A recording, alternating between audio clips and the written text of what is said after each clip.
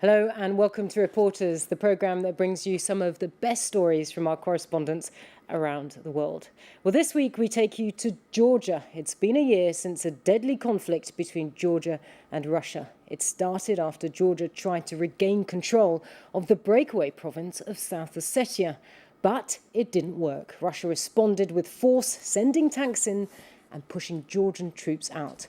Well, today, many in the region still live in fear of another war, and nowhere more so than along the boundary between South Ossetia and Georgia. People trapped between South Ossetian fighters backed by Russia on one side and Georgian security forces on the other. France 24, Cyril Vanier and Nicolas Ranson bring us this special report. Deep in Georgian farmland, two European flags fly high. Observers head for the front line of a war that was put on pause 1 year ago. We visit each checkpoint at least once a week. Thierry is a French military policeman, one of 200 European observers here to make sure Russia and Georgia respect last year's ceasefire agreement. He does 5 patrols a week, and he's learned to take security seriously. Danger? We try to avoid it. You've had problems before? Yeah, we've had problems, small problems. So we try to avoid the big ones. This is where big problems sometimes happen, the boundary with South Ossetia. Georgian police shelter behind sandbags. 8 months ago, one of them was shot dead here by a sniper. All around, Ossetian fighters and Russian soldiers. That's the Ossetian checkpoint right there. They're always standing there. And on the hill over there, the Russians have another checkpoint by the trees. You can see they're standing there right now. Sometimes they shoot in this direction, sometimes in the air. Gunshots, troop movements. Thierry writes it all down. The observers are Brussels' eyes and ears in Georgia. So I want information concerning the situation. Since 24 hours, since the last. He will ask you the questions he usually asks. What was the situation regarding safety in the last 24 hours? They were shooting from up there, where you see the pine trees. And from down there, from over here. Observers and Georgian police alike can go no further than this. Ossetians won't let them. What we do is we get in touch with the guards on the other side. We stop at the gate, we call them, they come, we have a chat. It's important for us to maintain some kind of link with the people of South Ossetia. But you should be going in. Yeah, they should let us in. And do they? Right now, no. They don't let us go there. For the past year, observers haven't been able to step foot in South Ossetia. A blatant violation of the ceasefire agreement. But Moscow sets the rules here. 30 kilometers away in the highlands of central Georgia, life is back to normal in Gori, the biggest town near Ossetia and the one hardest hit by Russian shelling. Enemy tanks are long gone. The bomb damage is barely visible. Fading tank tracks are the only reminder of the war. In the main square, Joseph Stalin himself, born in Gori, seems to be soaking in the August sun. Yet, it was only 12 months ago that Russian jets bombarded Gori. The first bombs struck this block of flats, killing over a dozen people. The building was gutted.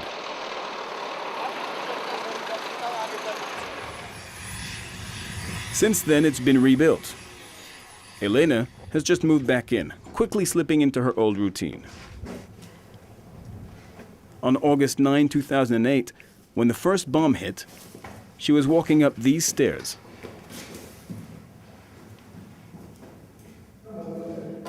Oh my God.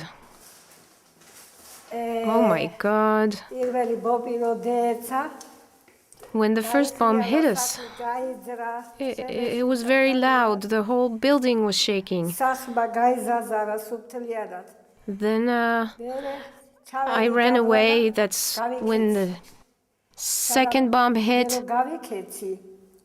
The building went on fire. It was destroyed.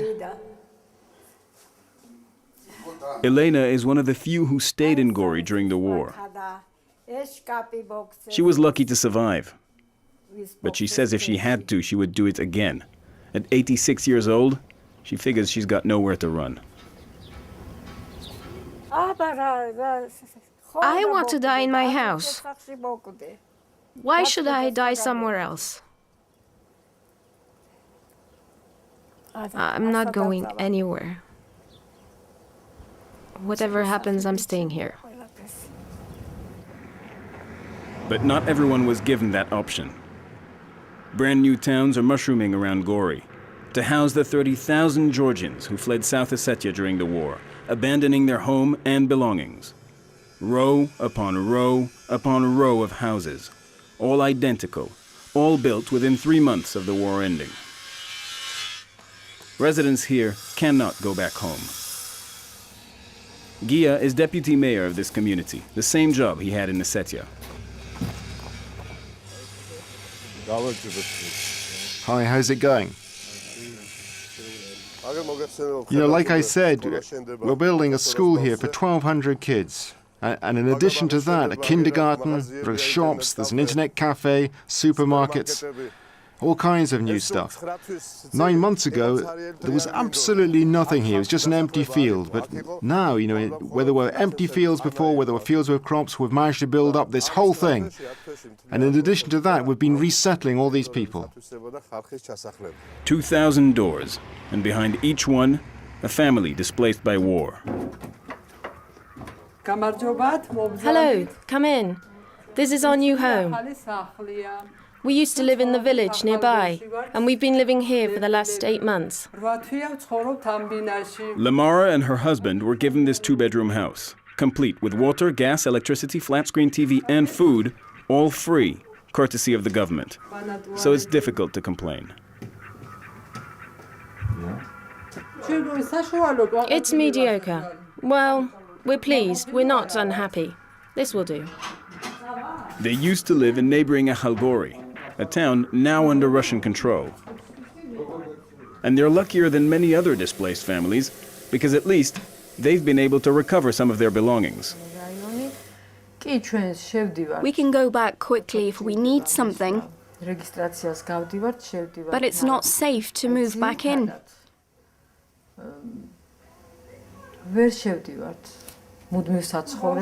Plus, we need to take the kids to school, to the kindergarten, and those don't work anymore.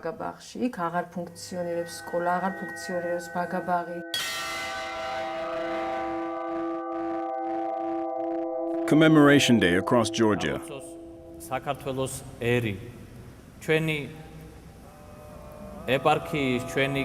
In Gori's cathedral this morning, the Orthodox priest conducts a service in memory of the soldiers who died in battle.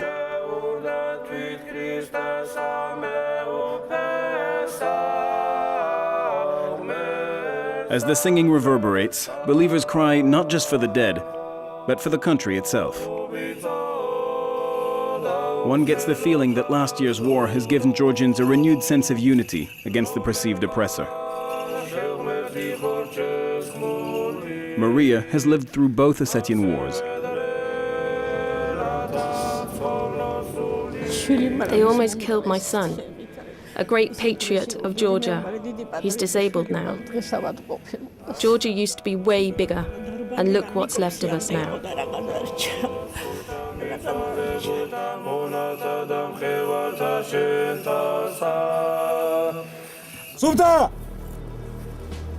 A few kilometers away, the army is training in house-to-house combat. 15 Georgian soldiers, sweating heavily, are about to storm this derelict Soviet base. But it's hardly a convincing show of force.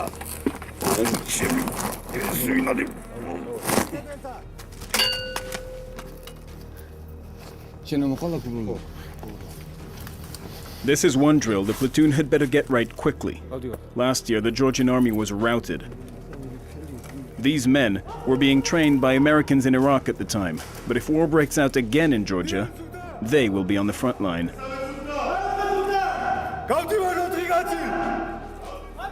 With nothing but their skills and their Russian Kalashnikovs.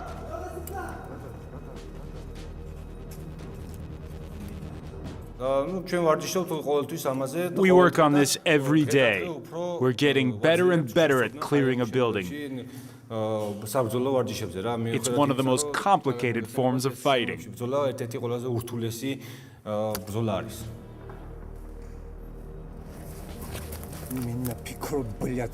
Are they afraid of Russian firepower? They won't say it in so many words. Everyone's afraid of something. The main thing is how you fight your fear, and I'm sure that everybody will be able to conquer their fears. They are strong, but we are stronger. Okay? For now, though, the army stays put in Gori, and it's the police that patrols the tension points near the boundary with South Ossetia. Residents here live in constant fear. The war began just 1 kilometer away. We're very scared of Russia. Very scared. Whenever we watch TV and listen to all of their threats, we begin to worry. The Russians say they haven't finished the war yet. That's what we're hearing. Marina lives here with her husband and 3 children. For her, the conflict is far from over. At night, there is frequent gunfire, and the fields around the village are not safe. Whenever we hear the sound of shooting, the entire village comes outside and we start asking each other what happened. Maybe somebody knows something and we're all really worried. If you see this happen, you'd be very surprised. Everybody's outside. We ask each other, are they planning something again? Of course we're afraid. We're very scared. Marina does not believe the police can protect her family. Russian troops and Ossetian forces are concentrated in the nearby town of Tskhinvali. The best you can hope for here is to stay warm, have some clothes on your back, have some food and survive. Because Tskhinvali is 1 kilometer from here, so you're always expecting that violence could break out.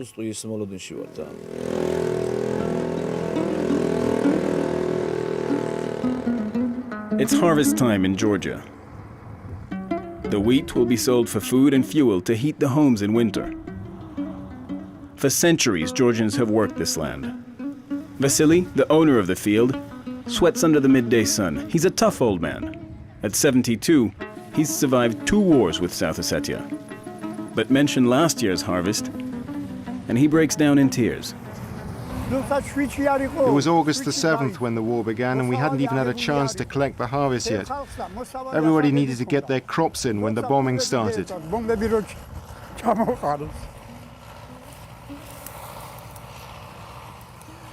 The Russian tanks were driving all across here, across my fields. They told me not to cry, but what can you do?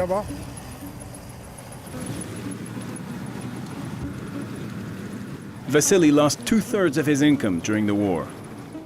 He can't afford to have another bad year. If the crop doesn't sell, he doesn't eat. Well, what can you say? It's okay.